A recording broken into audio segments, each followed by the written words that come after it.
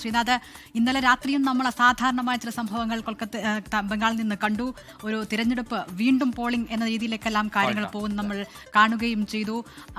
ഒരുപക്ഷെ ഈ തെരഞ്ഞെടുപ്പ് 5 ഇടങ്ങളിൽ ഏറ്റവും സംഘർഷഭരിതമായ തെരഞ്ഞെടുപ്പ് കൂടി അത് ബംഗാളിലേതാണ്. അവിടുത്തെ വാശിയേറിയ പോരാട്ടത്തിന്റെ ആ വാശി കൂടിയാണ് ആ സംഘർഷങ്ങളിൽ നിന്ന് നമുക്ക് കാണാൻ കഴിഞ്ഞത്. എന്താണ് ഈ അവസാന മണിക്കൂറുകളിൽ ബംഗാളിൽ നിന്ന് നമുക്ക് ലഭ്യമാകുന്ന സൂചനകൾ?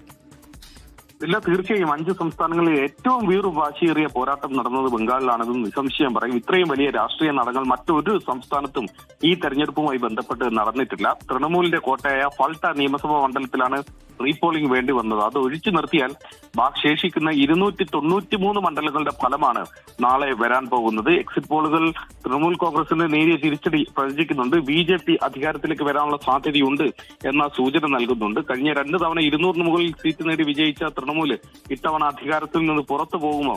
ആദ്യമായി സംസ്ഥാനത്ത് BJP അധികാരത്തിലേക്ക് വരുമെന്നത് വലിയ രാഷ്ട്രീയ കൗതുകമുള്ളതാണ്. ഒപ്പം തന്നെ CPIM കഴിഞ്ഞ തവണ ഒരു സീറ്റ് പോലും വിജയിക്കാതെ തകർന്നടിഞ്ഞുപോയ CPM ഇത്തവണ ഒരു MLA എങ്കിലും വിജയിപ്പിക്കുമോ? നിയമസഭയിൽ CPIM-ന്റെ പ്രതിനിധി ഉണ്ടാവുമോ എന്നതടക്കമുള്ള പല ചോദ്യങ്ങളുണ്ട്. ഹിന്ദുത്വ വികാരം ഉണർത്തിക്കൊണ്ടുള്ള പ്രചാരണമാണ്. ഹിന്ദു വോട്ടുകളുടെ ഏകീകരണത്തിനാണ് BJP പ്രചാരണത്തിൽ പരമാവധി ശ്രമിച്ചത്. ഒപ്പം തന്നെ ഭരണവിരുദ്ധ വികാരം 15 വർഷത്തിലധികം നീണ്ട സർക്കാരിനെതിരെയുള്ള ഒരു വികാരം വോട്ടാക്കി മാറ്റാൻ കഴിയുമോ എന്നത് BJP നോക്കുന്നു.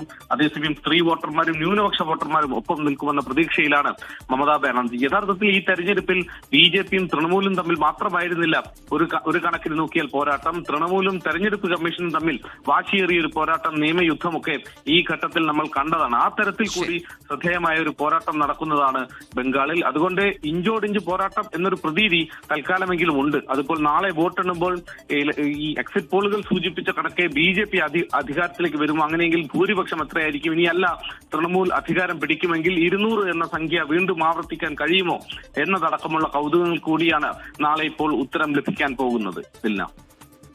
എന്തായാലും ബംഗാളിൽ റെക്കോർഡ് പോളിംഗ് ആണ് ഇത്തവണ ഉണ്ടായത്. അതുകൊണ്ട് തന്നെ അവിടുത്തെ ഫലം എന്ത് എന്നതിൽ ആകാംക്ഷ അത് ഇരട്ടിയായിട്ടുണ്ട് എന്നതാണ് വസ്തുത. ശ്രീനാഥ് ചന്ദ്രനാണ് കൊൽക്കത്തയിൽ നിന്ന് വിശദാംശങ്ങളുമായി ചേർന്നത്.